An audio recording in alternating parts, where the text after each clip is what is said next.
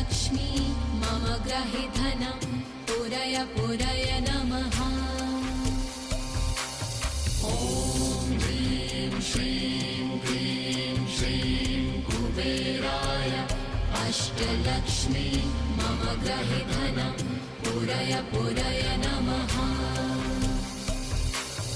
ॐ ह्रीं श्रीं क्लीं श्रीं कुबेराय अष्टलक्ष्मी मम ग्रहे धनं पुरय पुरय नमः। ॐ ह्रीं श्रीं क्लीं श्रीं कुबेराय अष्टलक्ष्मी मम ग्रहे धनं पुरय पुरय